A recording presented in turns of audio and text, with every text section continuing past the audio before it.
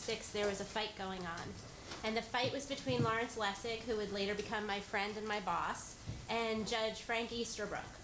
And the fight was over what cyber law meant. Judge Easterbrook had just written a law review article called The Law of the Horse. And in it, Easterbrook argued that there was nothing really special about digital technology, nothing really special about cyber law that required it to be studied as a separate discipline. Just like with horses, you don't just read cases about selling horses or about when horses get hurt or about what happens if a horse is poisoned. You read about contracts and torts more generally, and then you derive principles from those general things, and you apply those same principles to horses, to dogs, to cars, to whatever. And Lessig took a different position on this. Larry said that there was something special and different about the internet, and that these differences would require that the law evolve and technology would evolve because of the law, and that we weren't going to be able to just assume that this new world was going to be able to be treated by the same theories and the same principles as the old world. And I think it's clear that in that debate, Lessig was right and Judge Easterbrook was wrong. And in this book, Free Speech, our guest, Timothy Garton Ash, does a great job identifying some of those characteristics of modern technology that make the free expression questions different from the ones that we had dealt with in our earlier world of newspapers and televisions and radio before the internet. So as he notes, it is much, much easier to make things public. If I want to communicate something, I can do it instantaneously. And theoretically, anybody in the world with an internet connection can reach it. Okay, that is revolutionary.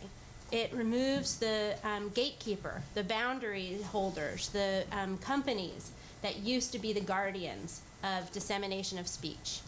And at the same time, as Tim says, it's much harder to keep things private. So that information about me now is not only recorded and stored, but it's accessible to advertisers, to governments, to hackers, to employers, in a level of detail and richness that was never before true. And this changes the traditional symmetries of power in some pretty basic ways. Yes, we can know a lot more about our government, but also at the same time, everyone knows a lot more about us. And who is this us? It's not just an us that's local or a us that's defined by national boundaries. It's a globalized us. Words that are typed in one country can be read in another. Information that I have is accessible to everybody. It's a many-to-many form of communication. There's a compression of space and time. I can get somebody's attention at a distance. They don't have to be near me, they don't have to know me, and I'm capable of getting their attention. In some ways, everyone is potentially virtually present as I do and say things on the modern network. And there is, as I said, this distributed ability now to reach an audience, and the power of the gatekeepers is greatly diminished. Okay? So this is one reason why norms are so important, because we had, in order to be a gatekeeper, in order to be a television company, in order to own radio stations, in order to run a newspaper that had, was part of like the business in the United States, you generally were going to have certain characteristics and certain shared values with mainstream society. Well, that's not necessarily true anymore. You can have somebody whose norms, whose values are extremely different, and yet they can find people who have those same norms and values. They may be a minority where they're acting, but they can find somebody with those same sympathies anywhere in the world and be a community with those people no matter where they are. And that is a beautiful thing, when it's people who are suffering from a rare disease, or people who are talking about Marxism, or people who are, but it can also be a really scary thing when it's something like people who want to hurt and attack other people. I would add to these things that Timothy has identified as being characteristic of the network, a couple more. And one is that until very recently, there has been United States dominance over this global communications network, okay? And we have been dominant. I'm going to say we just because I'm kind of patriotic, but I understand that not everybody here might feel patriotic, and I know that some of people here are not American citizens, but I'm going to just say we because that's how I think about it. We are dominant, and we're dominant over this network because we built it here, because most of the infrastructure is here, and ultimately as it evolved, because most of the companies that run the most popular services on the internet were founded here, they're headquartered here, and most of their employees and their executives are Americans. And one thing you can say about Americans, I think this is still true, is that we love the First Amendment. It is our favorite amendment. And we are like raised in the values of the First Amendment to just love it. Yeah. There are people like the Second Amendment. I'm a Fourth Amendment person. It's a little wishy-washy with the reasonableness. It's just the we, you know. But yeah, I don't know. We could take a poll. Anybody prefer the Second Amendment to the First Amendment? Okay, so here we go. Yeah, this is like internet. Yeah. Exactly. So there's this U.S. dominance. This. We have some of the strongest protective speech laws in the world, and this has infused the internet. Even as it's spread globally, it's infused the internet. Now, I don't want to paint too extreme a picture of what U.S. dominance means for speech online, because we have in our own laws things that limit speech. And one of the other things that I think has been characteristic of the network is the surprising impact that copyright law has had on expression online. And that is true because technologically, the way the internet works is every single thing you do makes a copy.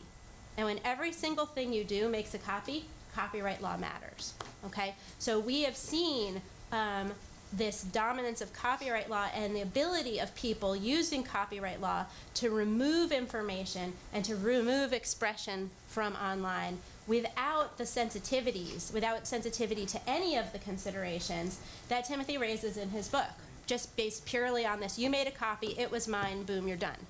And I can give you tons of examples.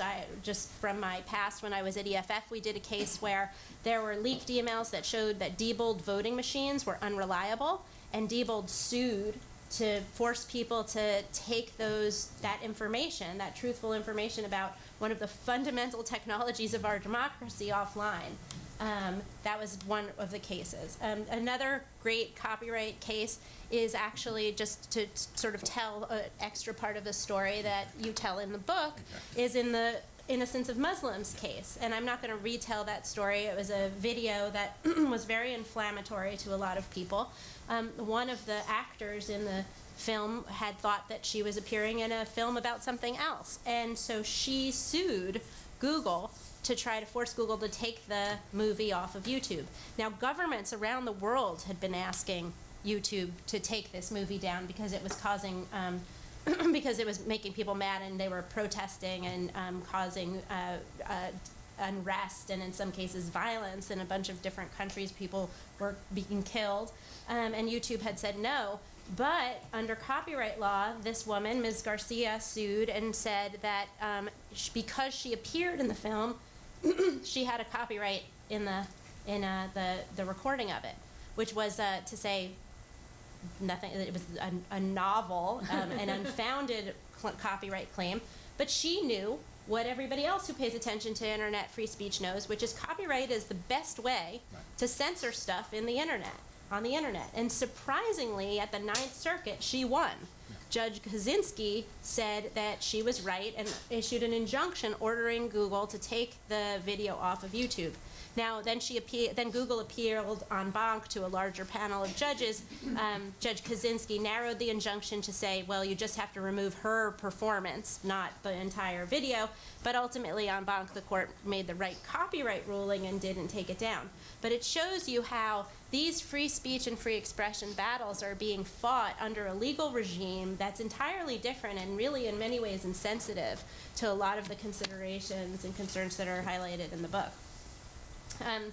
So I think what the Garcia versus Google case also shows is that these kinds of decisions about expression and what we're going to allow are being made by governments right now. And even in the United States, where we have the First Amendment, the way these decisions are made has been surprisingly unprincipled. So principles are really important, but when push comes to shove and we're in the midst of a conflict, how much do courts, how much does Congress, how much do legislatures, how much are people really thinking about these issues? So today, there's also another thing that I think is really important, which Timothy mentions in the book, which is, and this isn't necessarily true of the internet, but as the internet's evolved, we have a couple of particular platforms that are very powerful and that are where speech is happening today, and we all know them. They are Facebook, it's Gmail, it's Twitter, and these are public conversations, but that are owned by private entities. And this is an uncomfortable position for policymakers and for free speech advocates to be in, because the question is, who decides? Who decides what stays up and what stays down? And it's a complicated mishmash of decision makers here. There is a lot of criticism and a lot of discomfort that people have with the fact that these companies decide. And I'll just to give you an example. But people are uncomfortable with the idea that the companies decide, but they want them to decide correctly at the same time, and we rely on them to do it right. And it really is kind of contradictory to both give companies the responsibility of making these decisions and also to blame them for making the decisions wrong. So let me give you two examples. Facebook has a policy, explicit. We know what it is, totally transparent, no nudity. Okay, they don't allow nudity on Facebook. And I think for a lot of us, we like that policy, generally.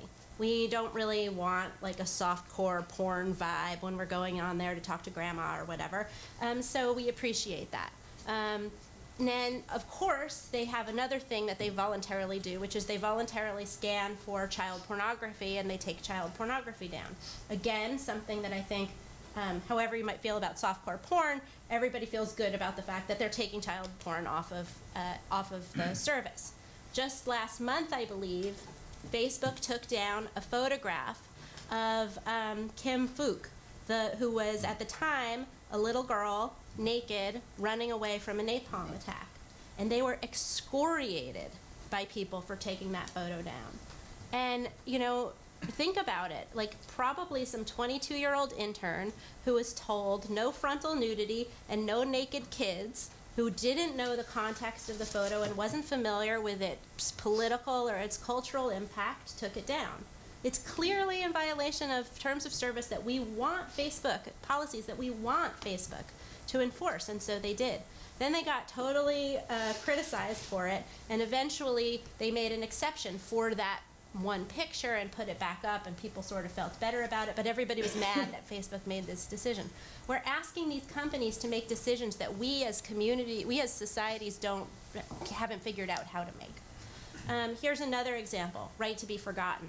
So in the CJEU, the High Court in Europe, decided that people have a right to have search results delisted for them if it's something that's old or irrelevant or is excessive and not, about them. So you can have these search results delisted. There's an outstanding issue there about whether you can have the actual underlying information taken offline. It's called the right to be forgotten. The idea is that, try to make the internet more like the human mind, where things in the past kind of lose their salience and we sort of forget about them and they fade away. And so we're going to try to do that with search engines. You just if it fade away, maybe somebody remembers, but it's not super easy to find. And you can have some sympathy with that. But I'll tell you about the experience I had, which was my first experience with Right to be Forgotten. I was here actually. I got a call from Mike Godwin, who is general counsel at Wikimedia, which runs Wikipedia. And they had gotten a demand from a German guy who had murdered 2 people back in the 1970s. And there was a web page about the murders, which were pretty racy for the time, and he wanted the web page taken down. Nothing on it was false. Everything about it was true. It was just he was out of prison now. He was rehabilitated. I assume, he said he was rehabilitated. I'll take him at his word. He was really rehabilitated, and he didn't want that information on Wikipedia anymore. And so we had to consider what we were going to do. Were we going to erase history, true history, or were we going to leave it up? So that was my first experience with the right to be forgotten. And I think from an American perspective, the idea that you would delete truthful history from online is an abomination. And I think that there are other countries where their culture feels similarly, places where they've had a history where people were disappeared, or where, you know, where they want to remember. They feel like they need to remember the past because those who do not know the past are doomed to repeat it. So it's not really a U.S. versus everybody else idea. It's a very cultural idea about whether you have sympathy for the idea of right to be forgotten. Well, the CJAU found that at least as regards search engine results, people in Europe have this right, or at least people in Europe have the right, interpreted different ways in different countries. Google was violating the right. Google now has to obey the right to be forgotten.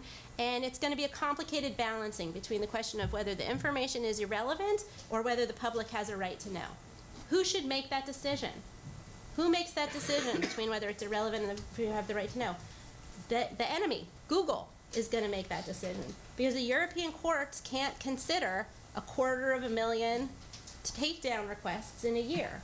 So they said, Google, you figure it out. You find a way to do it, and you play this adjudicating role. You play the role of judge and decide what comes down and what doesn't come down.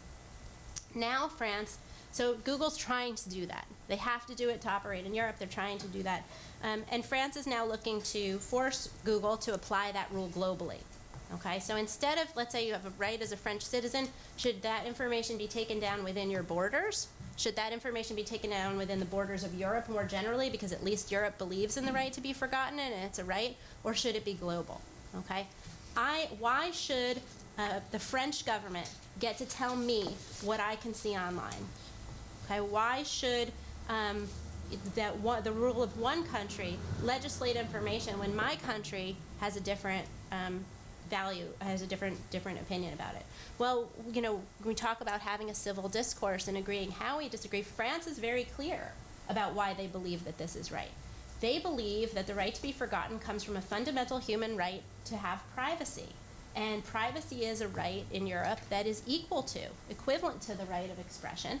And it's not about not seeing stuff you don't like. So the one click away, it's offensive, so out of politeness you sort of put it, make sure people really want to see it before you show it to them. They don't want anybody who wants to see it, because French people have this right that this information is private, and not just private against French people, not just private against Europeans, but private against the world, and so therefore it has to be taken down over the world.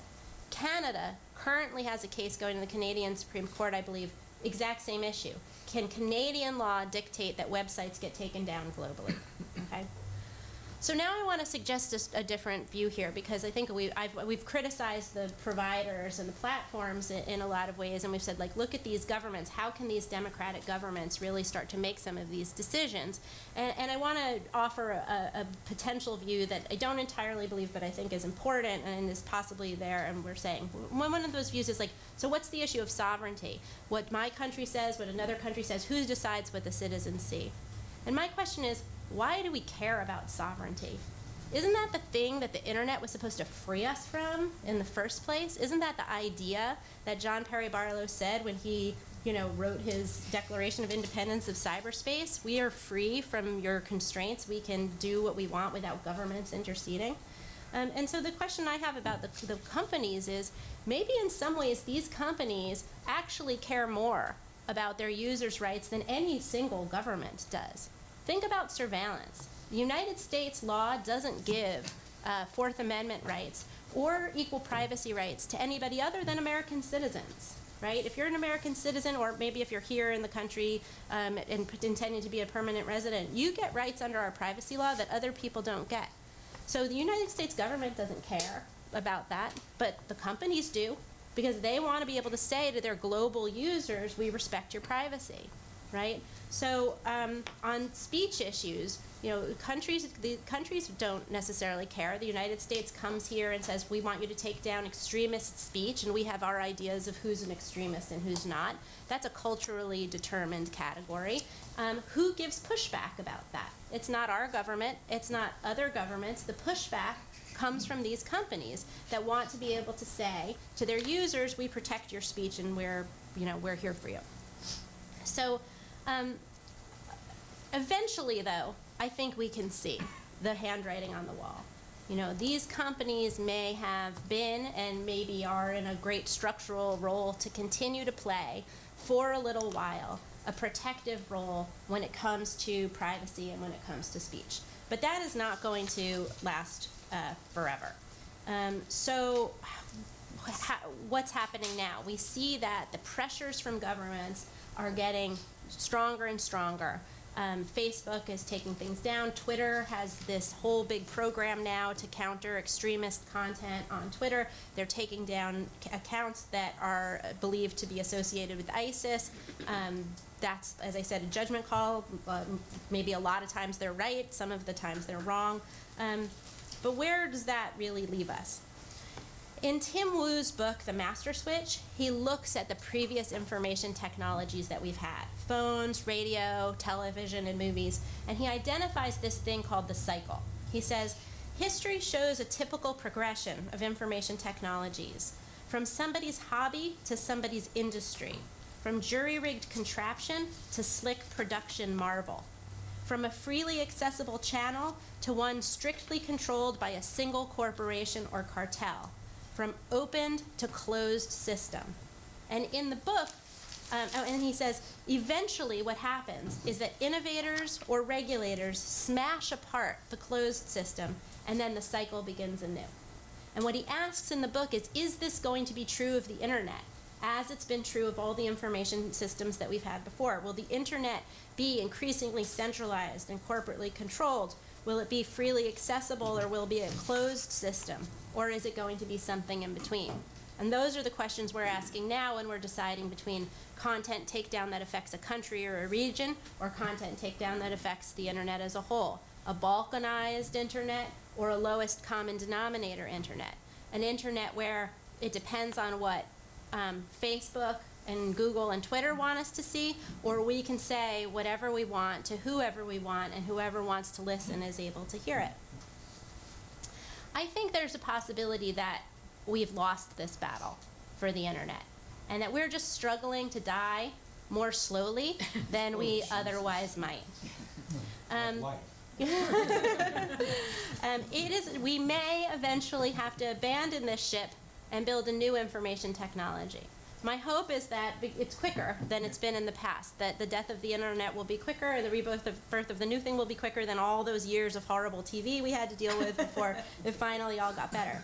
I think that we can recreate decentralization, which was the promise of the early internet. We can give people better means to access information confidentially and securely than we have so far, and we can give people better tools for them to decide what they want to see and who they want to block. We can give that power to the people technologically, and in some ways unilaterally, without the approval of the United States or any other government.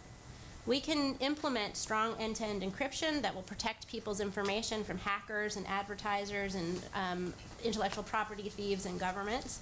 And I think that we can know that if it's true that this communications cartel, this global cartel that is the internet, that we're slowly evolving to be this closed system, this slick production marvel, could one day be smashed apart and the cycle begin anew, and with it the promise of unfettered free speech born again.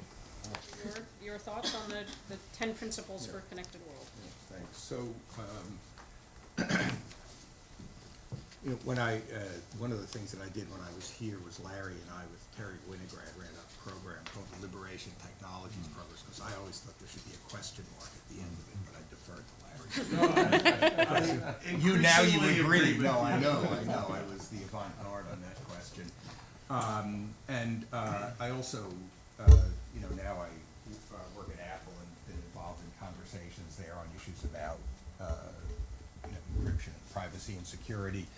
But I decided, partly because I worked there, that I was going to stay away from those issues, because there's always, people, I don't speak for Apple on these things. Instead, what I decided to do was to come at the questions in the book from the absolutely most abstract philosophical level. I told a friend that I was going to do that, and she said, "Oh, what a surprise. Who would have ever thought that?"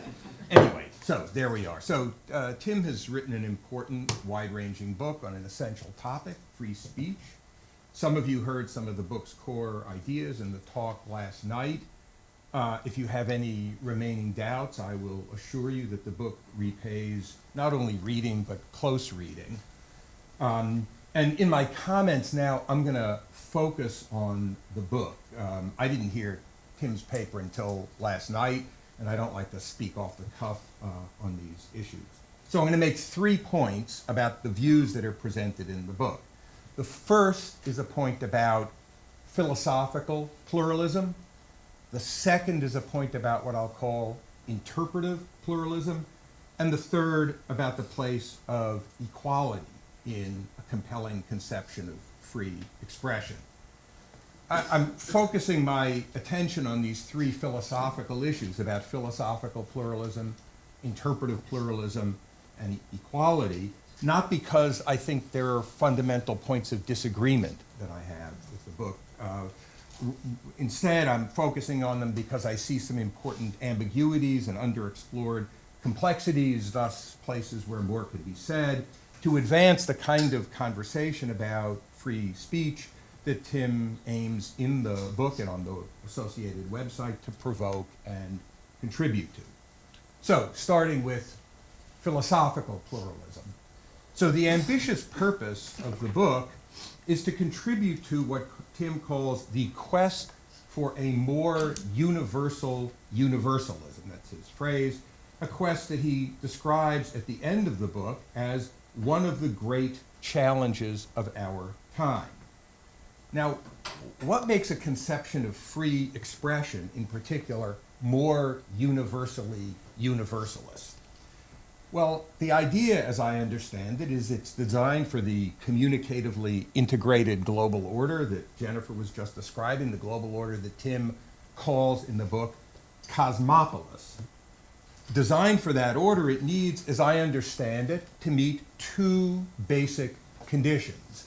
The first condition is what I'll call universality in scope, which means that it is intended to apply roughly to everyone, everywhere. It can guide legal judgment. These principles can guide legal judgment in different jurisdictions, as well as the judgments of companies, NGOs, and individuals.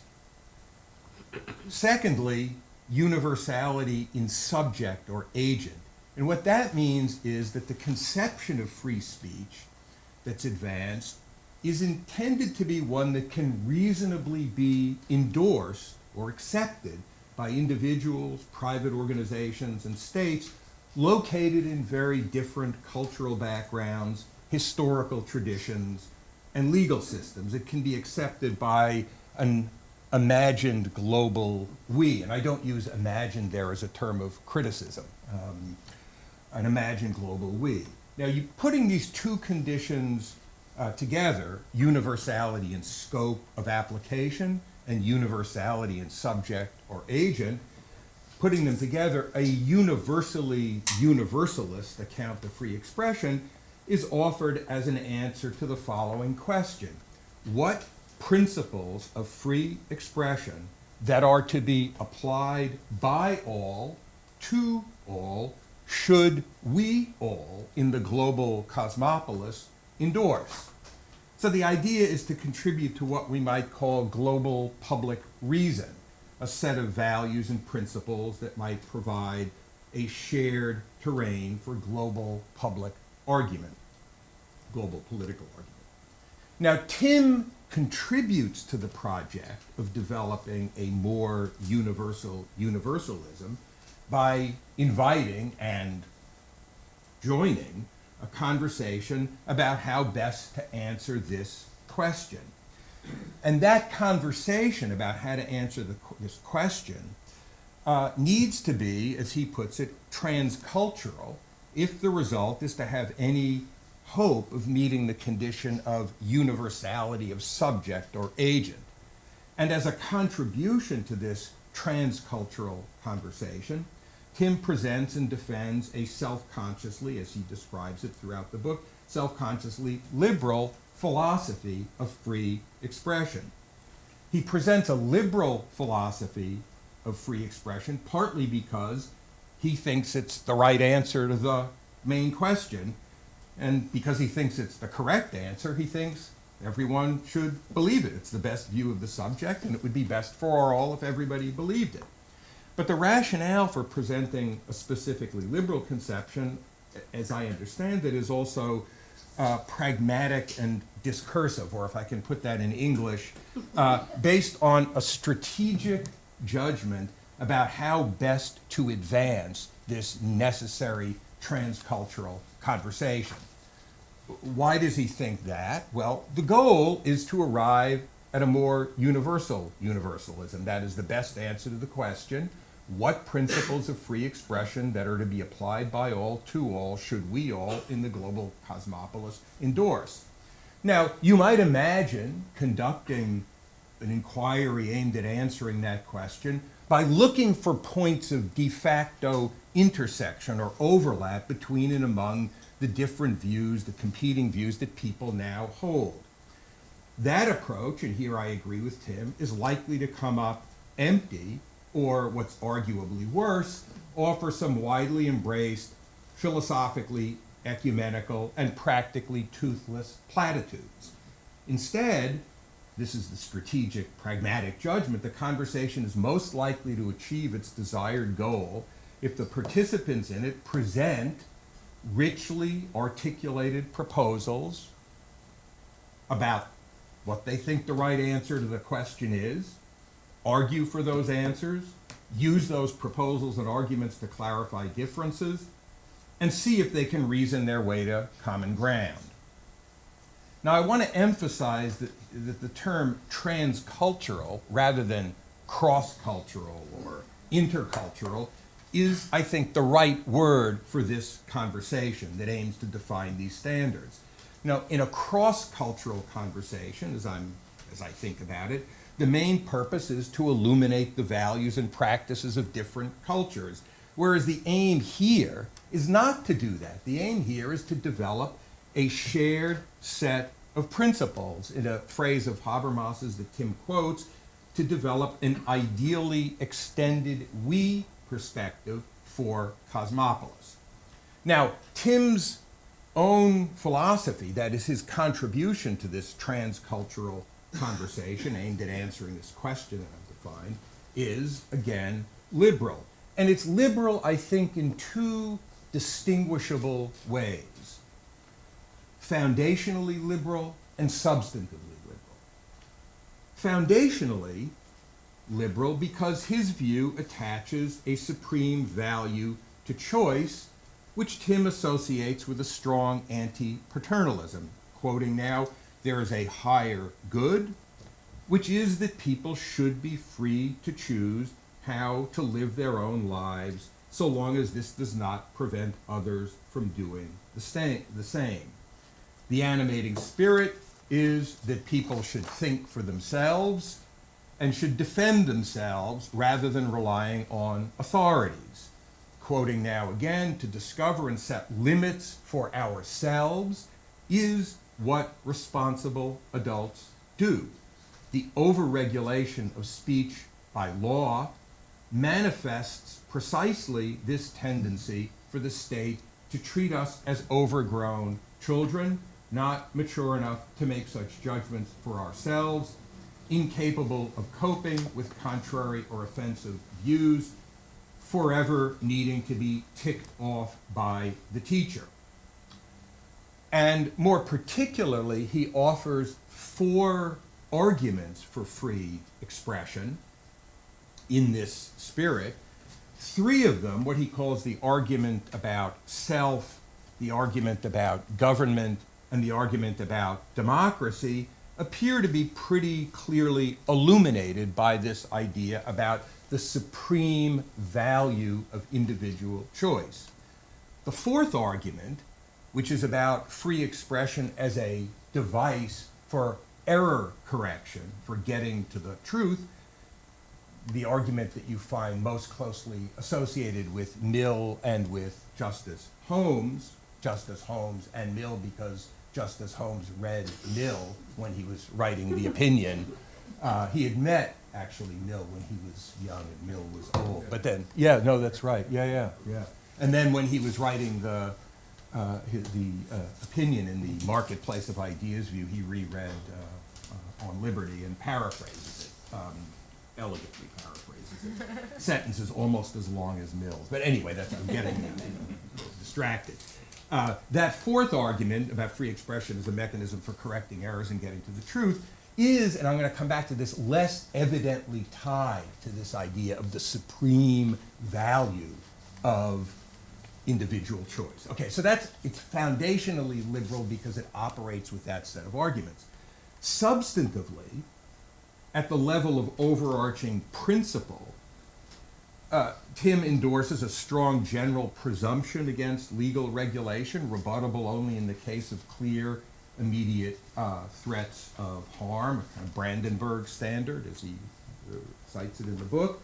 And apart from those threats, the work of responding to objectionable speech is to be taken up by, in a Brandeisian spirit, more speech guided by norms and values. And then, also substantively, he endorses 10 more specific principles, which he also describes as liberal principles. And then the principles, he says, are distilled formulations of a modern liberal position on free speech intended for Cosmopolis.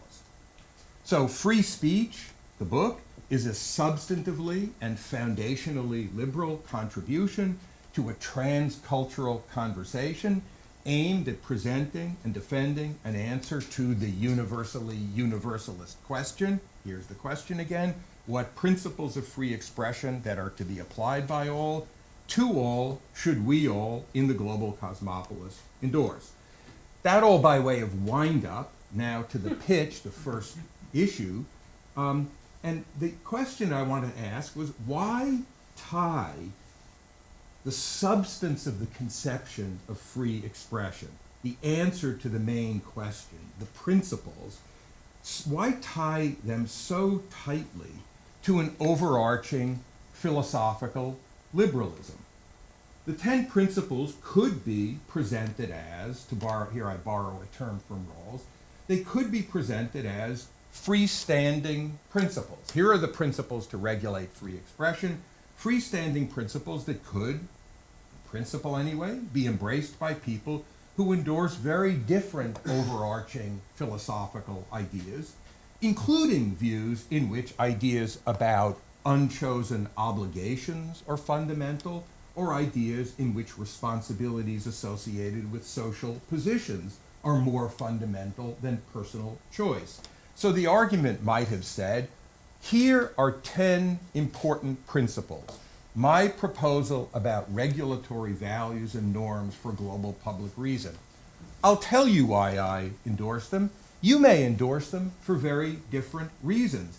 What matters for global public reason is that we have a shared conception of free expression that we each think is right, reasoning from our own views. It doesn't matter that we all embrace that conception from the same first principles. And if anybody here has read Marianne Glendon's wonderful book on Eleanor Roosevelt and the Universal Declaration, what I've just said is just a paraphrase of what she says in the book, but now as applied to these principles of free expression. So to make this a little more concrete, marginally, to go from 30,000 feet to 29.5, suppose you're impressed by the Millian and Holmesian considerations about human corrigibility that animate the error correction argument for free expression that Tim considers the argument from truth. That is, you think that an assumption of infallibility, as Mill describes it, is misguided, that robust, wide-open debate serves as a device for correcting the errors that are inevitable for us humans, and also that true beliefs have greater social benefit than false ones. That, as Holmes put it in his paraphrase of Mill, that truth is the only ground upon which our wishes safely can be carried out. So robust and wide-open debate is not defended as a precondition for self-formation and self-expression, nor as a requisite for collective self-government, but as a precondition for the kind of error correction that's essential to getting things right and advancing the public good on any plausible conception of that good. So you might find, this is my first point, you might find roots for Tim's 10 principles. You might, I mean, I'm not just saying it's a possibility worth exploring. You might find roots for Tim's 10 principles, or some variant of them, in those civic fallibilist convictions that are arguably not peculiar to the choice-centric liberalism that animates Tim's view. That is, in the idea that complete liberty of contradicting and disproving our opinion is the only condition which justifies us in assuming their truth for the purposes of action, and on no other terms can we have reasonable assurance, I'm just paraphrasing Mill here, that our wishes can safely be carried out. And I want to emphasize that this isn't simply a point of theoretical interest. If, as Tim suggests, and I'm quoting here, you put the practical achievement of peaceful coexistence in freedom before doctrinal consideration, then this alternative argumentative strategy seems advisable. Now, I offer this point in the spirit of Tim's effort to advance the cause of global public reason. Point is that that cause might better be advanced by identifying substantive principles like the 10 in the book of free expression, free speech, and then exploring whether those principles can be embraced from differing, competing philosophical positions, rather than by imagining and maybe holding the account of free expression hostage to the thought that competing fundamental philosophical or religious positions, what Rawls calls comprehensive doctrines, will converge under the forceless force of the better argument, as though the Yangtze or the Nile or the Amazon will sometime flow into the Thames or the Charles. So that's the first point about philosophical pluralism. Second point about interpretive pluralism. So my first point concerned pluralism in routes to the principles of free expression. My second concern is about pluralism in interpreting and applying principles of free expression. Again, the 10 principles are meant to be principles for cosmopolis, for use in a wide range of circumstances, not as elements of, for example, a single legal system. So it seems plausible that while the principles may remain fixed across different circumstances of application, the reasonable interpretations and applications of the principles will vary across circumstances, including across legal systems, and that working out those interpretations and applications is a component of politics in those different places. Yes, we want to avoid toothless platitudes, airily abstract toothless platitudes, but we also want to avoid an excessive concreteness in principles that comes from building highly contestable contextual judgments into core principles. So to focus the issue, just a few comments on an issue that's discussed very interestingly and in detail in the book, the case of hate speech. So Tim discusses hate speech in the course of elaborating his fifth principle. We express ourselves openly and with robust civility about all kinds of human difference. Now, I've been spending too much time recently on Twitter, and among the things that I do on Twitter is engage with, frankly, the most open forms of anti-Semitism that I have ever experienced in my life. Tim has also done lots of this sewer dwelling, so he knows what I mean. So whatever the phrase robustly civil means, it doesn't probably apply when you post something and somebody says dirty Jew in response, and that's the end of it. And I'm not sure how I would classify the thought that somebody expressed to me last week when I posted something. This guy, though he was anonymous, I'm sure it was a guy. I'm sure it was a guy. Said, and I'm quoting, that I would be, not just need, would be provided with work in all capital letters, W-R, all capital, work and re-education by nudist bodybuilders in a Trump facility in Wyoming. Book your ticket. Hand to God. That's what I don't know. I mean, I suppose some people might find that an attractive possibility. I didn't know.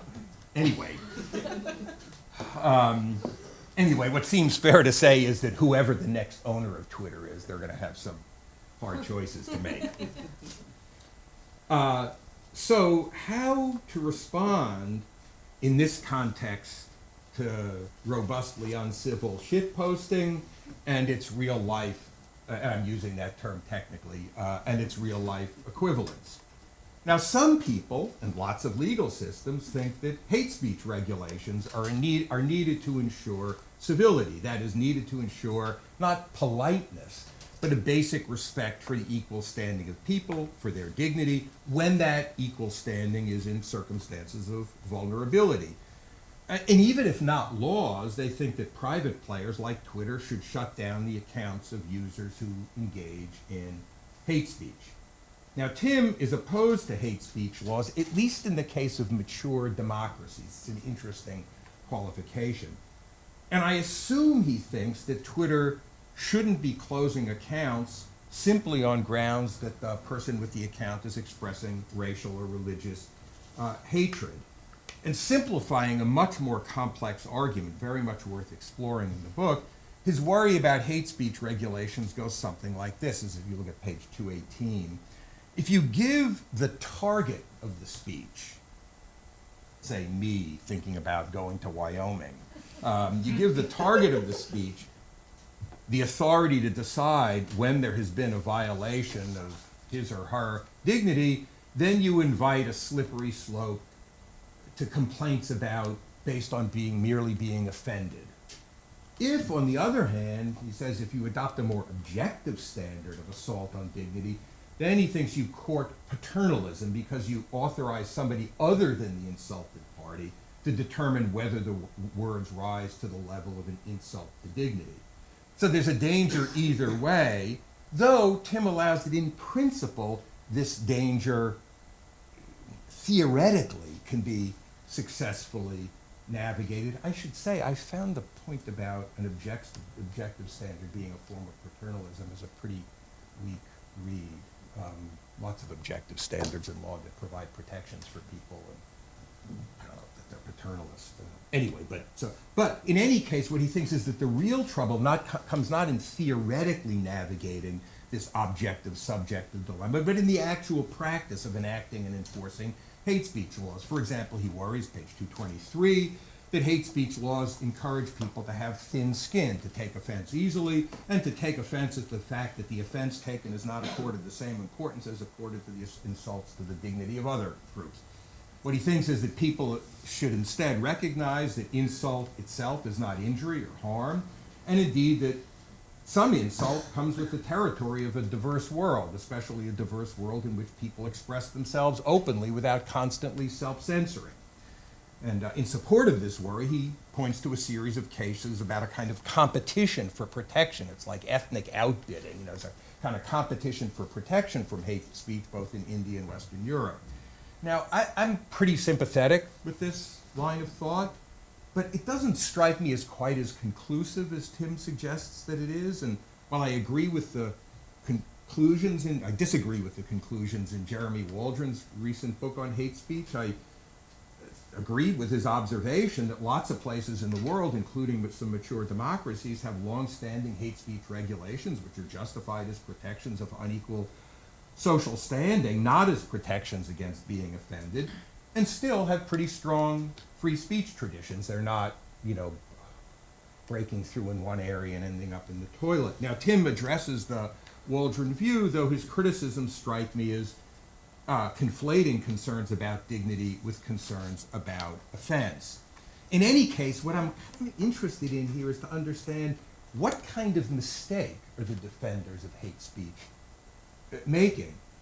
Their mistake is not that they disagree with the abstract principle that we express ourselves openly and with robust civility about all kinds of human difference. They agree with that.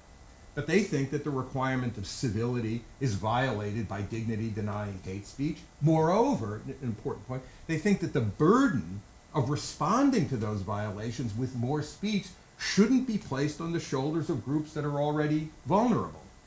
Defenders of those laws may acknowledge that the result is more self-censorship, and some people might say that's political correctness. But the defenders of the laws might argue that the choice is worth making. Anyway, not an unreasonable choice for some jurisdictions to make in light of their history and circumstances. Now, I'm not trying to resolve the issue here. My point is that if we're looking for principles that can serve as shared standards of free expression in cosmopolis, in global public reason, those principles are inevitably going to have to be at least a little bit abstract, not toothless platitudes, but have some abstract quality to them, and those principles will inevitably be subject to reasonable interpretive differences in light of different ways of balancing the relevant values, say openness and civility, and different legal and political traditions. Moreover, we don't have the pressure that comes from operating within a single legal order to have one definitive resolution of the interpretive disagreements. Point is that we need to be careful about elevating contestable interpretations of basic principles to basic principles themselves. That tempting practice, like an overly tight connection between foundational arguments and substantive principles, threatens to provide a hurdle to the more universal universalism that Tim aspires to. Moreover, when too much is resolved at the level of general principle, democratic politics, too, may be deprived of its important substance. Okay, so that's a second point. I know I'm One more. short on time, but I'm not long on things more to say. The third point about equality and liberty is really big and hard, but I have not... it flows naturally from everything said so far. So the final point is about equality. So Tim presents a strong set of arguments about free expression, hostile to legal regulation except in the cases of roughly immediate threats of harm. Where the result is an objectionable condition that is not a harm, or where there is a risk of harm but it's downstream, we should either develop thicker skins or follow Brandeis, again, who famously said in Whitney v. California, if there be time to expose through discussion the falsehood and fallacies, to avert the evil by the processes of education, the remedy to be applied is more speech, not enforced silence. So consider again the case of hate speech.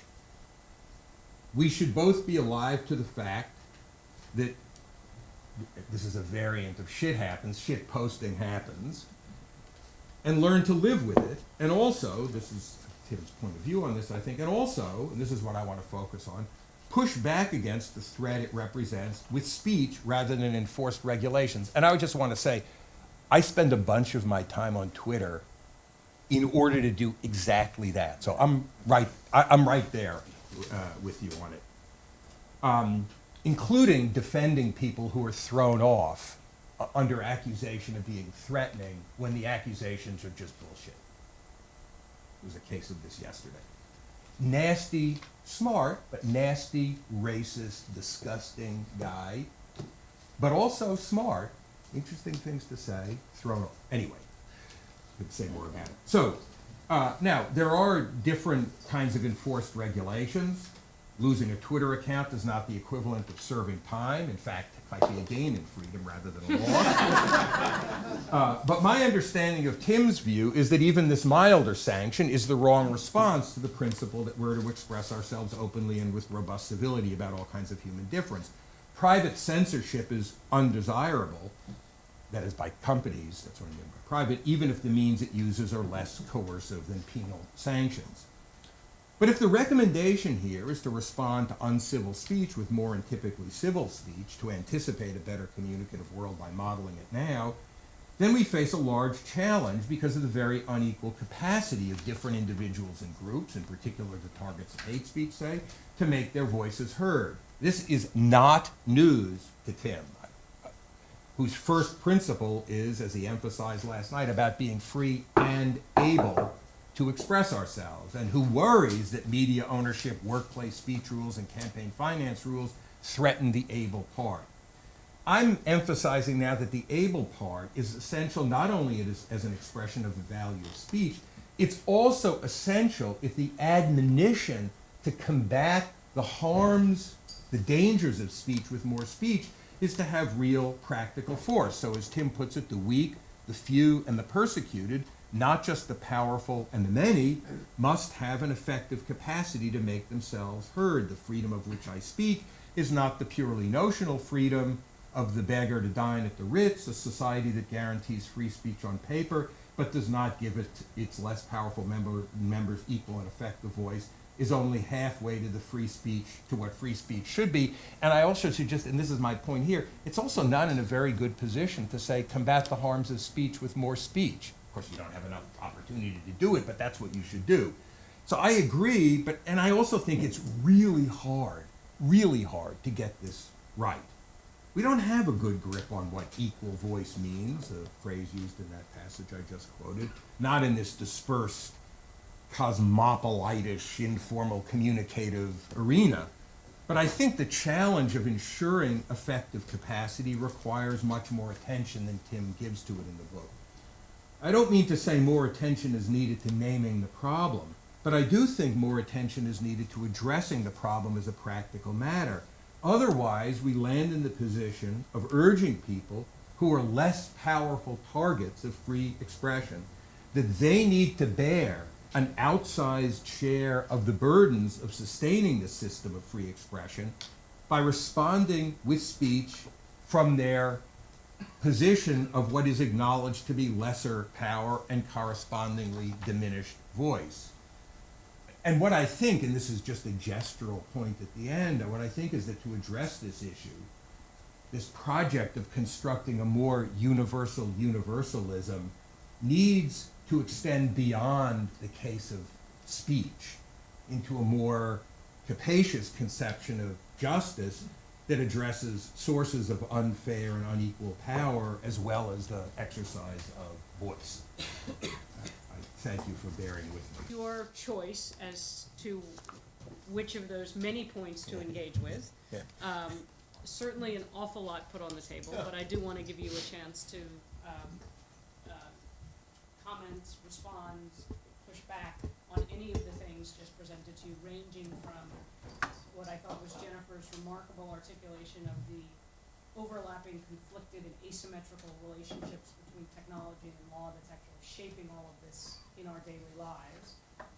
Both Jennifer and Josh, I think, spoke to, if not directly, of something that wove through the book about what you call P squared, the conflation of public and private power and how that's playing out. And then both also spoke, I thought, quite nicely to questions of individual power in relationship to corporations and the state, and how some of the future may hold technological efforts to redistribute that power.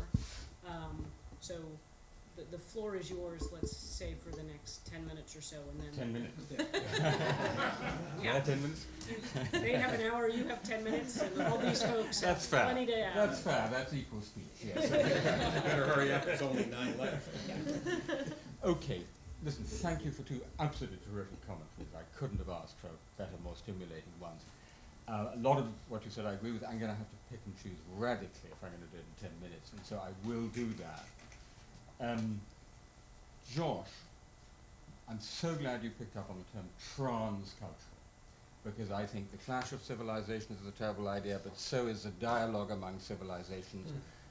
let alone the alliance of civilizations, because it assumes that civilizations are monolithic, monochrome entities, like the colors on a Piet Mondrian picture, and what is more, that certain representatives, certain self-appointed representatives can speak for Islam or Chinese civilization or the West.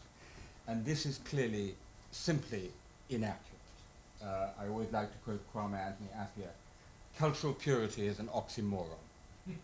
That we're all mixed up. These are arguments inside these civilizations, across these civilizations. The differences nonetheless are there. They are at three levels. I describe as propositional, linguistic, which is pretty important actually. We literally don't speak the same language, and foundational. So you were looking at foundational. I think that's a great thing to look at. They're the most difficult ones to get across. I quote in the book, Heinrich Mann, the German writer, was once asked what it was like to negotiate with Walter Ulbricht, the German Stalinist. And he said, imagine if you sit down at a table and the guy on the other side insists that this is a duck pond and requires that you acknowledge that this is a duck pond before going any further in the conversation. That's a foundational difference. And we have that, you know, in many transcultural conversations. Now, I actually agree with Josh, and I do say this, that we have to hope that while we are coming from completely different places by completely different routes, we may in practice arrive at the same place. That's actually how many, indeed most European Muslims reconcile themselves to a liberal democratic society. It may not work in theory, but it somehow works in practice. And I'm absolutely up for that, and I say that. So why do I say these are liberal principles? Well, no, because they are, and because I am. And, you know, I'd love to hear more about rules and freestanding principles, the view from nowhere, but the truth is, nobody comes from nowhere. Nobody believes John Rawls wasn't a liberal philosopher, right? And it would not actually be plausible, credible, or honest for me to say otherwise than these are obviously principles coming out of the liberal tradition. I want that, you know, the individual liberty for all compatible with the equal liberty of others. I believe in the harm principle. Many of them are built on the harm principle. So that actually seems to me more honest, more straightforward. I don't think it is a necessary obstacle to this agreement we're talking about if you bring into the conversation Isaiah Berlin. So Isaiah, of course, famously wanted to combine liberalism and value pluralism. It was also actually liberalism and cultural difference, because he was very interested in cultural difference.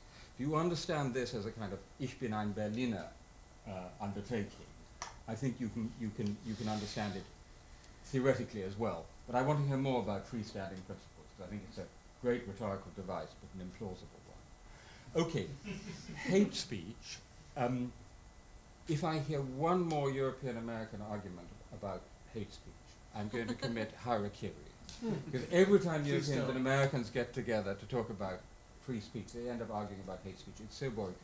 I will, if you like, come back to that and explain to you why I disagree with Jeremy Waldron, but I'll just say one quick thing.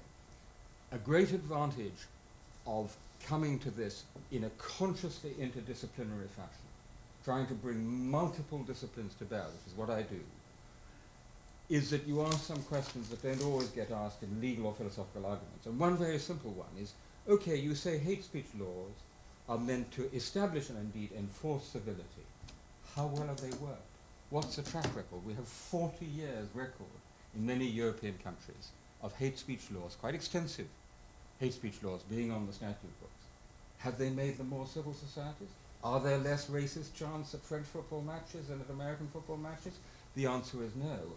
And I have quite a lot just on the empirical record, the evidence for the efficacy of hate speech laws. And I think that's an important consideration. But the rest of it, if you want to talk about it, I'm happy to talk about it in further conversation. Okay, equal voice, effective capacity. Josh, I just could not agree more. I think that's absolutely right. I think we talk too little about that. However, and particularly in the global context, however, in when my students say to me, we are no platforming Germaine Greer because we are the powerless and there are asymmetries of power, and this is how we correct the asymmetries of power, I say, I'm sorry, that is the wrong way round. You combat those asymmetries of power by enabling and empowering the voice of the weak, of vulnerable minorities, of the less powerful, and not by shutting up the others. So it's not banning Germaine Greer from campus, it's allowing trans people a platform to speak. And I think in practical terms, the media have an enormous responsibility here. If we're talking about it practically rather than theoretically, I think there's a huge amount the media can do. Now, jumping very quickly forward, agreed with so much of what Jennifer said. I would just emphasize that it is not simply a balancing act between privacy and free speech, right? So classically it's set up in the law textbooks as a balancing act between privacy and free speech.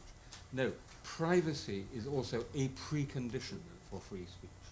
That's what it was like to live in East Germany. When you thought the microphones were the Stasi, you didn't dare to speak freely even in bed with one other person. And I've had many experiences of people writing things down because they were frightened for lack of privacy of saying them. Indeed, one person wrote it down on a cigarette paper, told it to me, and then ate the cigarette paper, which is a memorable moment. She literally ate her words. but I mean, it's just, I think it's well worth saying that the battle for privacy is the battle for free speech, and not just a balancing act. Two last comments.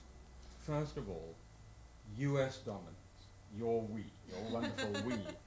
Obama said it wonderfully in an interview with an online magazine. He said, we have owned the internet. The statement is interesting, but also the tense, we have. Because that dominance, which is in the late 1990s and early 2000s, what John Eikenberry, some of you may know his book, Liberal Leviathan, the IR scholar, he says, in as much as we built liberal international order, it was actually liberal hegemonic order, with the US as a hegemon, right? Now that is more true of the internet than of anything else in international relations, but it's rapidly being eroded. Look at the battle over internet governance, look at the reassertion of sovereignty by China or Russia or many others, what you were talking about. And I think there's a really important question, which is, how does the United States more effectively promote the values of free speech in a connected world on the internet when it's no longer liberal hegemonic order, when its hegemonic standing has been eroded and you have to recognize that? For discussion. This brings me to the last point. The private superpowers, their decisions. How do we think about that? What do we do about that? May I spend just a couple of minutes on this, because it's so important, and I'm interpreting 10 minutes, as all commentators do. Okay, so Josh said, I think private censorship is undesirable. Quote. Well, that's right, because I use the word censorship stipulatively. I stipulate that by censorship I mean always an illegitimate restriction on speech, as opposed to, say, regulation, which is not necessarily censorship. So if that's my stipulative use of censorship, then clearly I think private censorship is undesirable. But if the question is the one Jennifer was raising, which is, how do we think about editorial standards, takedowns, algorithmic choices, all those things that the private superpowers are doing, by the way, in multiple different ways in their different products. I mean, one has to notice that Google search is very different from YouTube, which is different from Facebook newsfeed. My position there is, well, there are a few points here. Number one, it's not that it's in all circumstances undesirable. I think it may be desirable, but that the criteria used should be much clearer. They should give us examples of how takedown is done or not done. Pinterest now does this in rather exemplary fashion, and it should be appealable. Because if they have this massive power, which may be regulatory but may also be censorship, we need to have some mechanism both of transparency and of appealability. So it's a transparency and appealability rather than blanket undesirable. Okay. Now, second point, again, Jennifer's wonderful we. When you said Facebook bans nudity and you said we like that policy. Well, maybe we do or maybe we don't. I mean, this is actually Facebook, in a sense, imposing an American cultural norm on the rest of the world, on an imagined single community of 1.7 billion people. The French are much more relaxed about nudity. In fact, they're trying to get women to tear off their burkinis on the beaches to wear less, madly in my view, but nonetheless. But much less relaxed about hate speech. And there is an interesting question, why should be just that American cultural norm, which is spread worldwide, and not, say, a French cultural norm or a German cultural norm. Similarly, with the question, should the French government tell Americans what to do in America, or should Americans tell the French what to do in France? It's tu quoque, isn't it? It's tit for tat. So first the French said, you're trying to impose it on us. Now the French have turned around and said, we're going to impose it on you. Where I think this is going is actually very clear. It's back to Westphalia. Back to Westphalia. There is actually a spreading norm of what the Chinese called information sovereignty.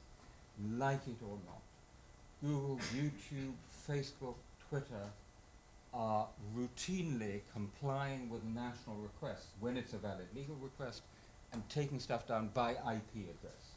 So they're in a sense conceding the Westphalian sovereignty. You know, you're not going to adopt French ways, the French are not going to adopt American ways, otherwise the world would have come to an end. So where it sort of loosely ends is in a messy and rather open-ended Westphalian compromise. Open-ended for the following reason. Germany says, we criminalize Holocaust denial. So Holocaust denial is taken down from google.de, right, from the German site. All I need to do sitting in Berlin is put in google.com/NCR, 3 little letters. I'm on the google.com, I'm in the virtual United States, I can see this stuff.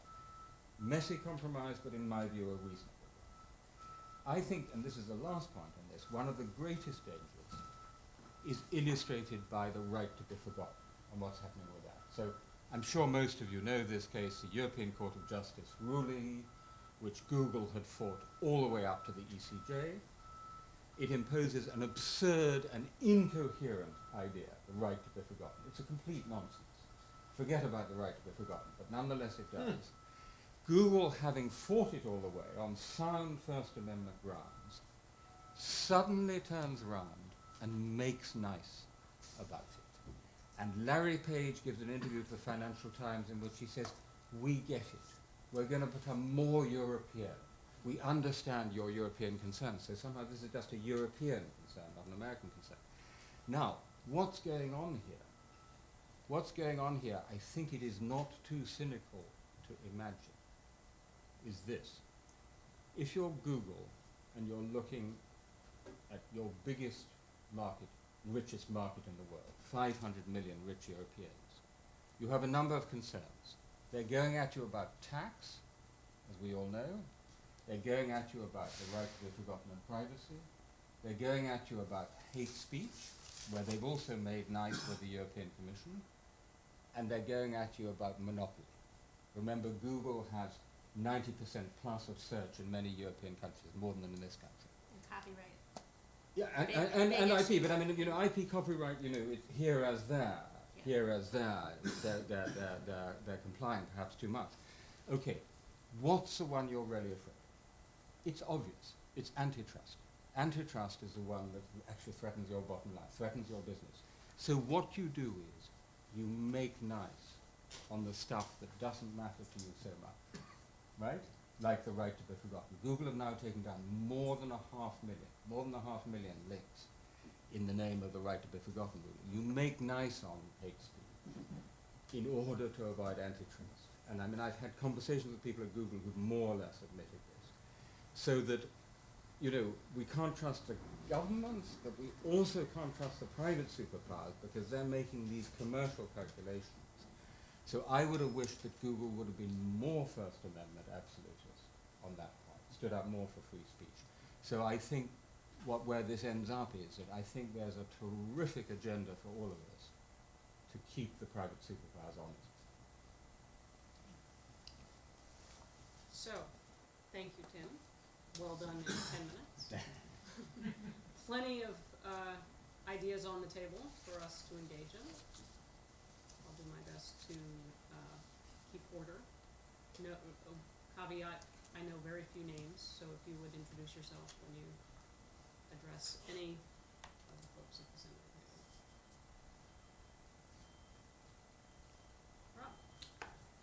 Rob?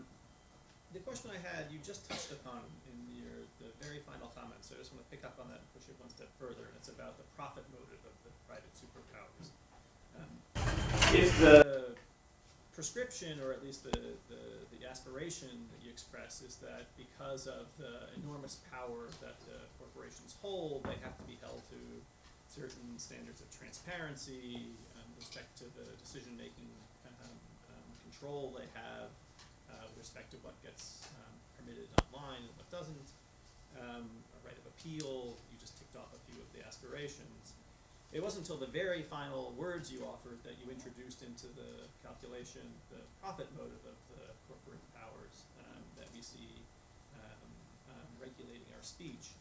So, I mean, here I don't speak from much knowledge about how decision-making goes on within the corporate powers, but I wonder whether or not the circumstances that currently hold for all of the companies we've mentioned, with the exception of Twitter, most of them have plenty of revenue. They're in a position where they could, in principle, act with a certain degree of civic responsibility, up until the point, just as you were saying at the end, when they're threatened with antitrust moves, which really, of course, threaten the bottom line. So I wonder if you could say something more about how worried you think that we ought to be about the P squared, which includes the profit motive that commingled in all of the decision-making power, where I want to add something to this that you hadn't mentioned. The source of the revenue, of course, is advertising for the most part. So all of the things that we've been discussing today, that you talked about last night, when it is we express ourselves online, some digitally mediated enterprise, when it's done through a company, it's often commingled with advertising messages. And I'd like to know more generally what you think about the effect that commingling free expression in a way that approximates the public sphere in digital ways, what effects on free speech the advertising messages that are part and parcel of the platform, and how that affects the principles and the views that you have in the book. Thanks, Rob. So very quickly, I spend a lot of time talking to people in these companies, which is, in my experience, the only way you can really begin to find out what's going on. Maybe Josh can speak a bit about Apple too.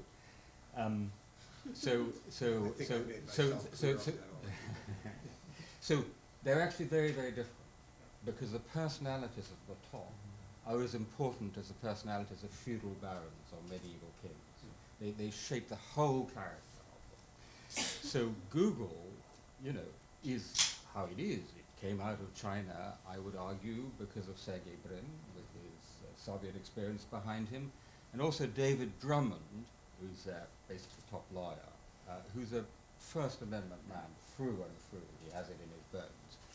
So David Drummond has a nice distinction between a value to Google and value for Google. Value to Google is the dollars on the bottom line. Value for Google is free speech, right? So, you know, one constraint on these companies is the fact that many of the people working in them do have First Amendment values. So Google, on the whole, has been pretty good on free speech, classically conceived in the First Amendment sense. Pretty good. Not so good on privacy, because, of course, violating our privacy with our consent is how they make their money. So that is true. Where I think, but we can't rely on that. And you know, the message you get from these companies is always some version of trust us. We're good guys, trust us. Hang on a minute. That's not what I think the Federalist Papers suggested we should do with people in power, right? Where are they vulnerable? I frankly think they're not much afraid of the competition, although they think they are. They're not much afraid of the US government. I don't know if you disagree, but I don't think at the moment they're very afraid of the US government. They're a bit afraid of the EU. What they're terrified of is losing their customers, right? So that's us. So this is where I do actually believe, it may be naive, but I actually believe the voice of network netizens, of their users, is very important. So a simple example would be Facebook Beacon. This very intrusive product which Facebook introduced, some of you will know, which showed all the products that your friends had recently bought, including the ring that you had bought for your wife, or was it for your mistress, who knows. That was taken down in response to a wave of protests from Facebook users. Move On got into the act, and it was taken down. So I think it is actually, to some extent, up to us, civic activism.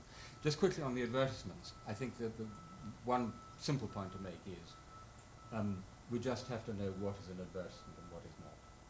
Right? So now you're increasingly getting sponsored content on media, online media. It just has to be clearly packaged.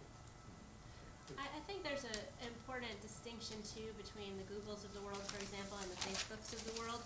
You know, when you're talking about and also when you're talking about transparency. So all of the companies have a certain level of transparency about what they do and what their policies are. And that depends to some extent on the DNA of the people who are at the top, and I think also to some extent on what the product is. Google search is intended to get the world's information in front of you, what you want it to be. Like, what do you want to see? Facebook is a communications platform that's like, it's a social network. It's not a free speech platform. It's a constructed social reality for people who want to connect and share information. That's the product that they're selling us. So it's very different. And I think there's a real battle between the Google view of what the internet should be and the Facebook view of what the internet should be, and these are in competition. The Google view of what the internet should be is it's all these websites that anybody can put up anywhere over the world, and Google will organize it for you and get it to you somehow. Now, how it gets it is not transparent. Its algorithm that it does for search is its top trade secret. We won't see what the transparency is there. But that idea is based on the notion of the decentralized web, that we can post anything we want on a website anywhere. Facebook has a very different point of view, where Facebook is the platform. It's not decentralized, it's centralized, it's curated, and you're shown the things that Facebook thinks you want to see. That, what you see on your Facebook feed, I hope everybody knows this, is not like a real-time whatever you're getting. It's curated based on who Facebook thinks you want to hear about, and you need to try if you want to hear from these other people. You don't. Twitter, totally different. Twitter's just a full-time stream, although they're considering changing that. So the Facebook view is very much, if the world is taken over by Facebook, we see what Facebook wants us to see. So it's a very different kind of idea. And again, what their choices are about what we see and what we don't see, they're never going to be transparent about that. I mean, in some ways that's scary, because we've heard those stories about how they do some A/B testing on us and show some people some things and some people other things. And are they depressed? Are they happy? Do they buy more, or whatever that is? And that's sort of part of the scariness of this constructed, this constructed reality. But Facebook depends on centralization, whereas Google depends on decentralization still being a means by which people are communicating. Can I just add one comment on that? I mean, you're absolutely right, but of course, Google has multiple products. So Right. YouTube is they very say, controlled. is a community, an imagined community. And actually, Innocence of Muslims was a YouTube community standard. Yes. And actually, on a reasonable reading of the YouTube community standards, which are quite restrictive, Innocence of Muslims might have been taken down, right? They talk about hate speech and bad My colleague stuff. at the center, Daphne Keller, was the decider inside Google at the time of Yeah. Innocence of Muslims. So, I have to if I'm gonna go back to my office and see her later, so I think that she definitely did what was in accordance with their, with their policies. Well, I mean, well- they had a thin line they were trying to walk between blasphemy and, you know, between insulting the religion and insulting religious people, and that's, you know. Yeah, I mean, we'll perhaps we can continue afterwards, because the Yeah. decision was taken right at the top, and the point is, the decision had been taken lower down. They've decided to leave it up. Then the balloon goes up, and there are demonstrations everywhere, and the White House is ringing you up, and Rachel Weston is talking to the people at the very top and saying, what are we going to do? And of course, the import of a decision to take it down faced with violent demonstrations, i.e. yielding to the assassin's veto, is quite different from the decision to take it down, you know, when it first went up. But nonetheless, you know, it shows you how sort of paper thin is this notion of a global community of 1.7 billion people on Facebook. I mean, what kind of community is this? I think whenever you see the word community in discussions of the internet, you should reach for your, I wouldn't say your revolver, but your skepticism bottle. You know. Josh, you want to respond, and then gentlemen. Just briefly, in the course of responding to some of the violence that I said earlier, in the course of responding to Ron, who said that companies always say trust us, that's actually the opposite of what Apple said in the case of privacy and security. They said don't trust us. That's why we're building this at the level of the technology, because we don't want you to trust us. We're not trustworthy. Don't trust us with your information. We're not going to have access to it either. So it's actually, in that case, it's we are reliable stewards of your information, and we have principles, which is actually the opposite of what Apple said. Well, actually, it's a Hegelian, it's a sort of meta-claim of trust us, which is we're so trustworthy, we're telling you you can't trust us, but now we're going to build it into the phone. You know, in a conversation that's already been fairly philosophical, that's a little too meta for me. What they said is, we're not asking you to trust us with your information. We don't think that we can be trusted with your information, because if the requests come in, we are going to be led into temptation, because we understand the exercise of power as well as anybody else does. And so what we're going to do is make it impossible for us to release the information. Also tying back to your question about profit, though, because there's a different business model than selling against advertising for most of the Apple products, so you can do that. But You know, the That's right. advertising business at Apple was shut down. That's right, it's a device. It was shut down. There was an advertising unit at Apple. Right. It was shut down, I had, as a consequence of a Right. decision on that. Sir,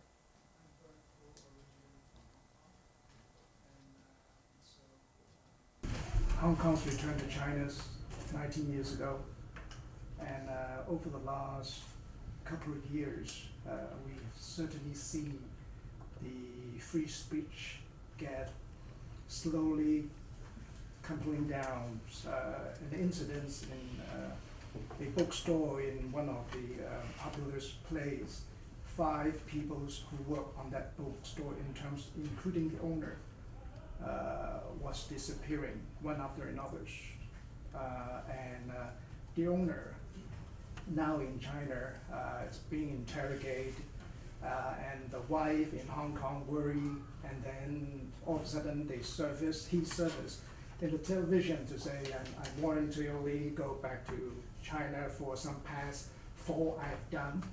So basically that bookstore sell a lot of materials, books that are not putting the Chinese government in good light. And so it's just now all of a sudden we see the Hong Kong populations, people demonstrate, even middle school, university have conversation about, hey, one country, 2 system, 50 years, now is about 19 years. Is already deteriorated to a point in which citizens talking about Hong Kong independence. So I just wonder, are there anything I'm seeing is 7 million people Hong Kong, a minority of that 7 million is raising that voice compared to the 1.3 billion people in China the government's managing. So are there any chance that there's any chance that these small number of voices can be making a difference. Well, I've followed this very closely, and it is extremely worrying because I actually spoke at Hong Kong University, HKU, 5 years ago when we launched this, and I was able to talk entirely freely, demonstrate a website that was already blocked in China, and it was very impressive. And you know, the China Media Project at Hong Kong University is now being squeezed. A terrific project is being squeezed along with everybody else. That funding from Western foundations is under threat, and so on and so on. So it's very worrying indeed. Of course, the first people who should speak up about it are the British, because they're the people who made the deal with the PRC. But I'm ashamed to say that the British government is now putting trade and investment before almost everything else, to my great shame, and proclaiming a rather farcical golden era with China. Good luck with that. But I also think that this comes back to Rob's point and the conversation we've just been having.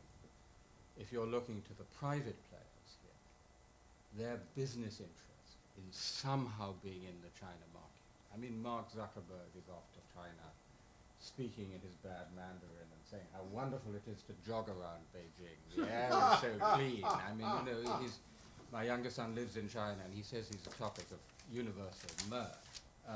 The sycophancy is so ridiculous, but it is the case. And of course, another part of this, as you know, is the way in which Western companies are selling technologies that can be used for censorship and surveillance to authoritarian regimes, which they're doing quite shamelessly. So I wish I could be more encouraging, but I don't at the moment see the forces. Maybe Hillary will make a difference, but I don't at the moment see the forces which are going to, you know, single out the really worrying erosion of human rights in Hong Kong on the whole palette of issues that they have with China.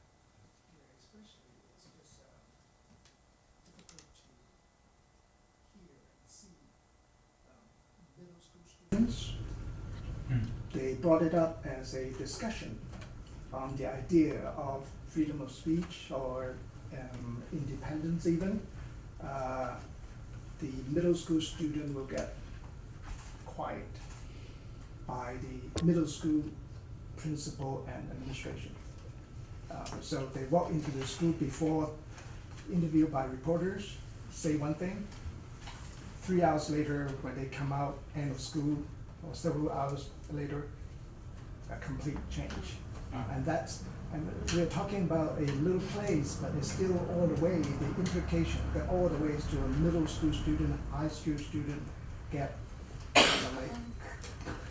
You know, there's a limited amount, I'm speaking in strong support of what Tim is trying to do here.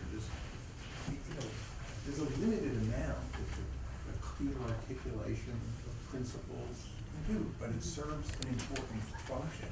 And I think one of the functions that it serves, and I think this is what's important about the book, is that, the title of the book notwithstanding, it doesn't talk in sweeping abstraction about free speech.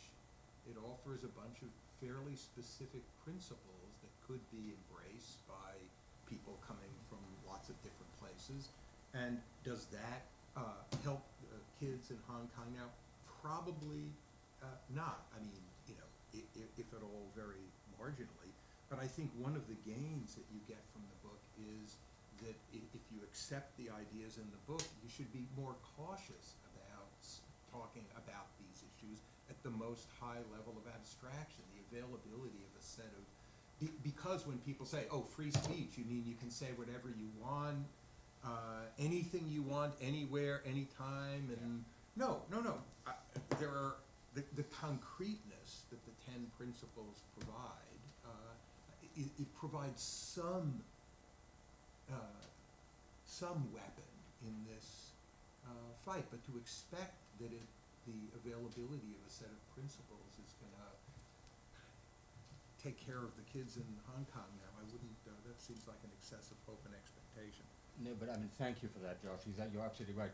So there's one way in which it can actually be operationalized. Is this going out across the? Is this going to be podcast or? I think it will be posted online unless you tell us. Oh right. Okay. Right. Well, let me formulate this slightly differently then.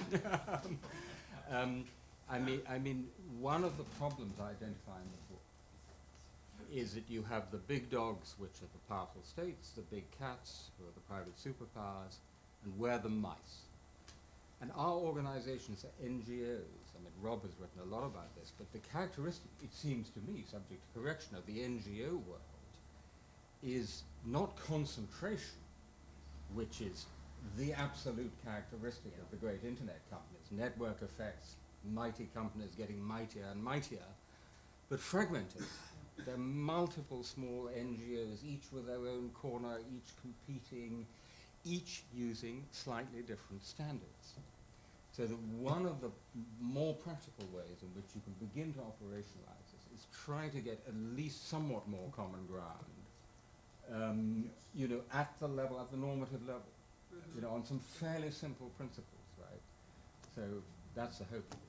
Yes, just one example of this, when Larry and I were running this Liberation Technologies program, this friend Kim came and gave a talk. She was working at Google at the time. She was running the AdSense program. She had no legal background at all, and she was describing the decisions that she was making about, because YouTube was within her. And it was absolutely, and I said, the decisions were made with great decency, but when I say they were unprincipled, what I mean is, she didn't have it just literally, there were no principles that were being used.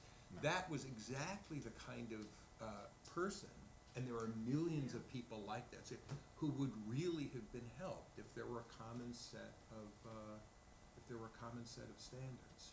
Yeah. With And- concreteness, not the most airy abstractions. And I think That's the Jennifer would benefit. agree that, and you might agree, Josh, I think the companies are growing up, don't you? I mean, they were really children lost in the wood at the beginning, 5-10 years ago.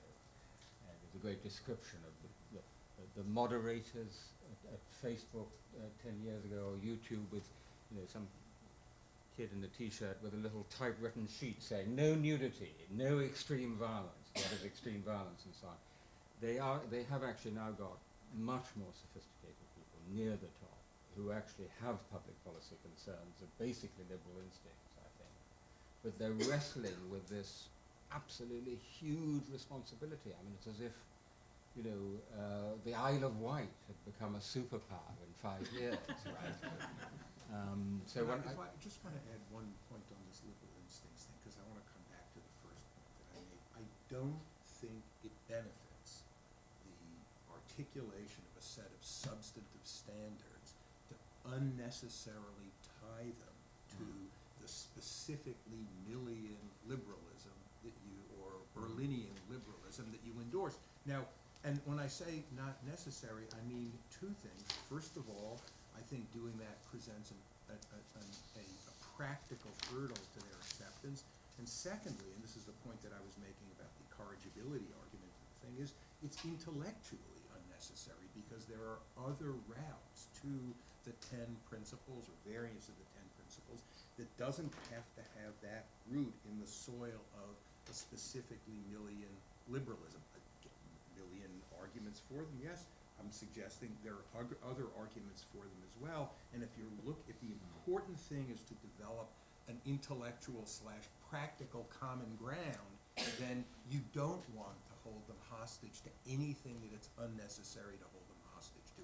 And that's what I'm suggesting when you say, there's this view about the supreme good of choice. I think it's just unnecessary and potentially a hurdle. But it's very interesting. But tell us about free. I'm sorry. No, this is- Sorry, no, because I mean, please. we want to allow free speech for everybody else. Yes, But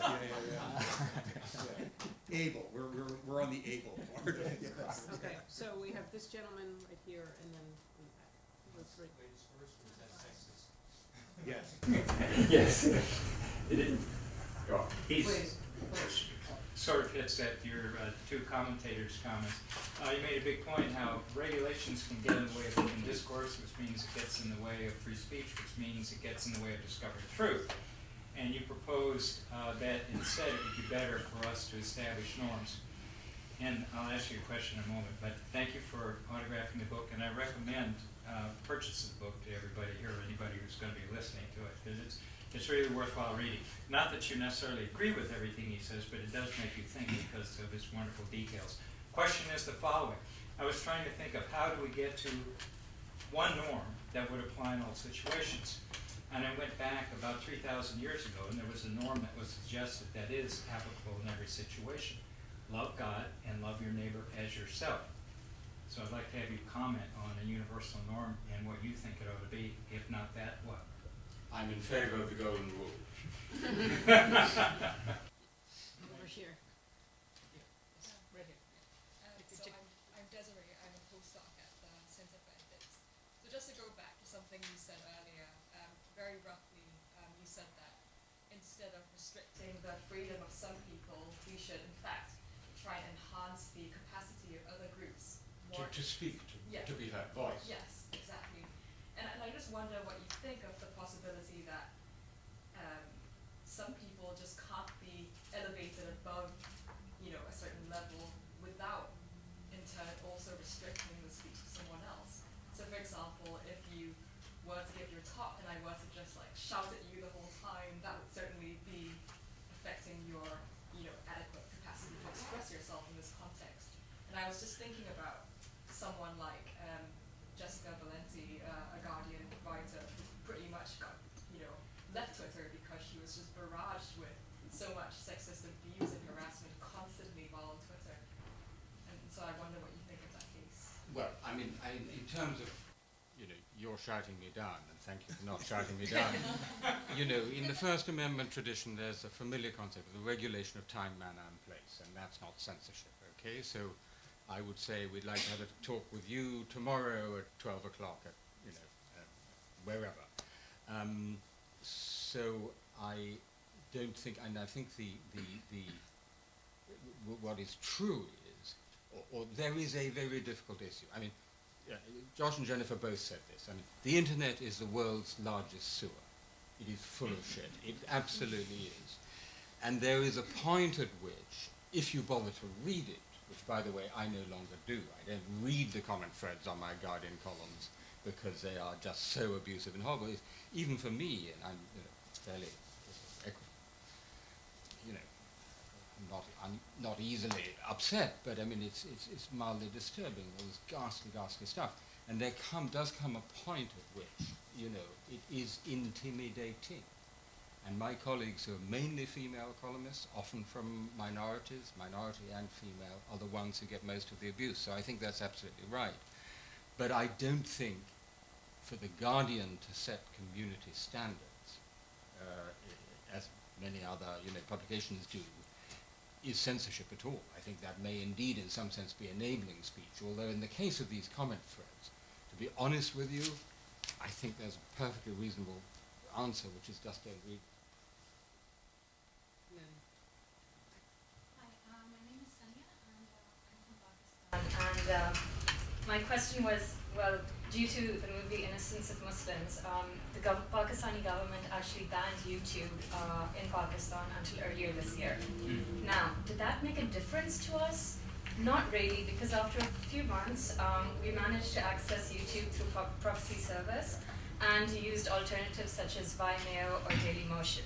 So my question is, with the increasing issues with privacy, self-censorship, do you see this happening on a global scale? So ordinary people like us will try and just find alternatives, whether it's more ethical search engines, social networking sites, or do we wait, as was stated about, we just wait for the death of the internet and look for something new?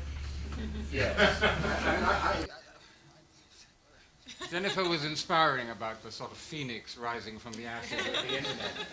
I probably think the rumors of the death of the internet may have been slightly exaggerated, but on that particular point, actually, we have a great piece on the website about written by a Pakistani student of ours under a pseudonym, about trying to access innocents of Muslims, right, and how she did it, and you know, so that's true. The trouble with that is that from the point of view of authoritarian regimes, or even hybrid regimes, this is kind of leakage at the edges. Your we is probably 5%, max 10% of educated young people, many of whom have studied abroad. It's the same in China. You know, I mean, the Chinese Communist Party isn't that worried about anything in English, frankly.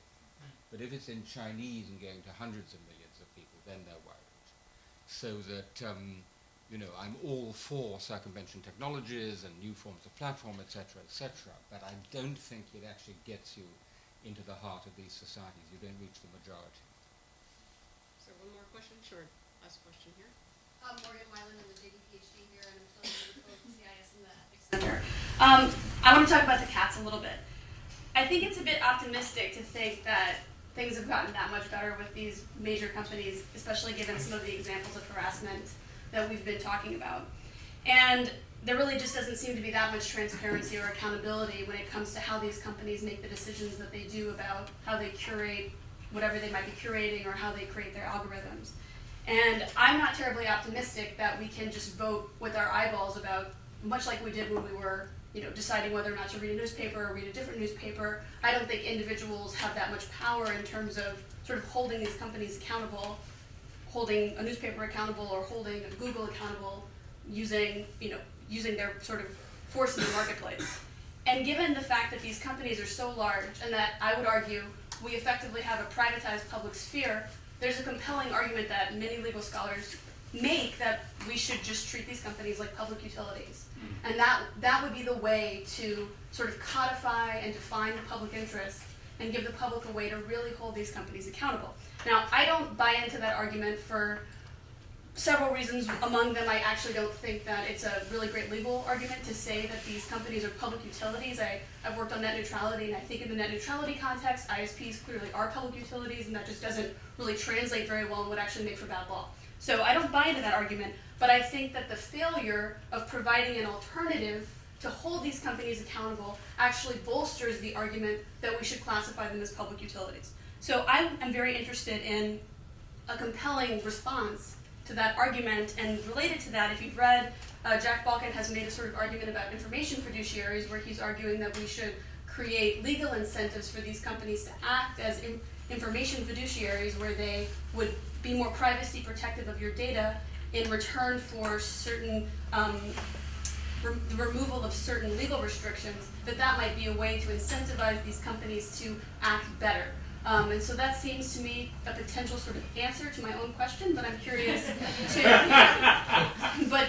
reiterate the question, if you could sort of discuss the public utility argument and any other solutions you might think in lieu of that more extreme dog-like approach. Sure. So in real life, there are some problems for which there simply are no easy, clear solutions. And this is one of them, because as the three of us have all described, these are very complicated beasts, each of them slightly different from the other, and even within any one, there are different functions going on. So there's a common carrier bit, there's a public utility bit, there's a public forum bit, there's something which is almost a newspaper publisher function. That's all going on, you know, within these vast beasts. So well, particularly in academia, we hanker after sort of clear, consistent, logical answers, and sometimes real life is not like that. But what I think is happening in real life is that these private superpowers are adapting and adjusting to what they see as countervailing powers, right? The courts, sure as hell. IP, they take it down. They took down Innocence of Muslims for a time. It was actually off Google for a time because of this ludicrous, absolutely ludicrous copyright claim by Cindy Lee Garcia. The EU, they adapt to that. The British Home Office says, we want you to treat extremists, particularly Islamist extremist content, as like you do child pornography, like pedophilia, right? They sort of adapt to that because they're dealing with a countervailing power. In my view, they adapt too much. I think from the point of view of free speech, starting to take down non-violent extremism is massively problematic. So wherever there is a countervailing power, so the question for us, if we're trying to, hold them accountable, is where do we find that power? How do we find that power? And actually this goes to Mike McCall's question yesterday. A place like Stanford does have real convening power. This is a place where you can, and I think we should, bring together people from government, people from NGOs, people from the big platforms, academics, of course, representatives of legacy media, whom they pay a lot of attention, and they sure as hell, I'm sure you confirm this, care about an article in the New York Times. I mean, they do worry about that, right? And have the conversation, but have the conversation in a kind of in a spirit of we all recognize there's a problem. And all I was saying, I'm not saying they're being, they're doing a good job, because I don't think they are. What I'm saying is there are very senior people in these companies who would absolutely be able to take part in this conversation, who recognize the problems we're talking about, and are themselves trying to find solutions compatible with earning $50 million a year. And I think we have to help them to find the solutions, even if we don't earn $50 million a year. I think that there's no scarier vision to my mind than governments collaborating with platforms to decide what stays online. And I'm not saying but that's the danger of going down that path, particularly in the United States, where we have a First Amendment that very strictly limits what the government can actually demand. And I think the end result of that is you have, for the vast majority of people, certain speech, like extremist content, is not available. They don't know what other platforms there are. But for people who are interested in extremist content, it will be elsewhere on the internet, and those people won't be subject to, this normative, principled sense of civility that we take things down. So you're going to basically have over-censorship on the platforms that most people use through a non-transparent negotiation with governments, and you're still going to have undesirable content that's, available on the internet. Instead of having it be something that everybody can see and respond to, it will be driven into the, the dark web. And ultimately, I think that that's a negative effect. I know there's some thinking that if it's a click away or if it's hard to find, that does enforce civility, but I don't think as a matter of public policy that actually, for me, that actually, I think, increases the danger of having, these sort of pockets, instead of just saying, like, look, these are the things that Americans believe, let's talk about it. No, and I totally agree, and I hope you but my idea is we keep them honest, because otherwise they'll be talking to government anyway. They'll be talking to government whether we want them to or not. Just briefly, to round up, I was present at a most extraordinary meeting which had more spooks, spies, heads of intelligence agencies, than I have ever seen, I think, I've ever gathered in one place. It was in the country house in Oxfordshire. It was a regular conference. It was off the record. And what the spooks were basically saying, NSA, GCHQ, MI6, was, hey, let's get together. We can work these things out with you, Twitter and Facebook. Do you remember that scene in North by Northwest, where the old spook says, do you remember this? Everybody is cooperating very nicely. Yeah, that's absolutely, you're so right. That's the ideal of the agencies, and that's what we have to stop. But that means us forcibly inserting ourselves into the conversation. Josh has some last thoughts, and then two things.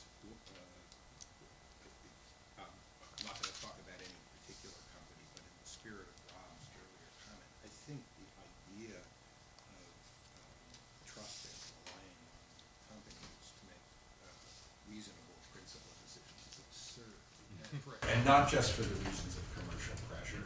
There are commercial pressures, there are organizational pressures, and there's also, and I gave the example of Kim earlier to go into the program, just a sheer lack of competence and expertise in that. This is just the worst possible thing to do. On the issue about, we and putting pressure on, I want to tell one story. It builds on the story that you tell in the book, although you may not know the next steps in it, Tim.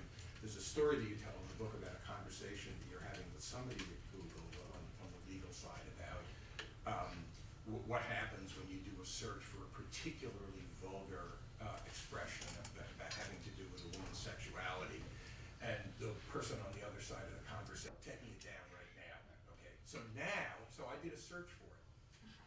The only thing that comes up when you do a search for it, and then to make it worse, if you take the quotation marks off, you get 5 million. So it's the same words, but not the phrase. You get 5 million. And if you put the quotation marks back on and you change the location on the woman's body, you again get about 5 million. So it's a long march.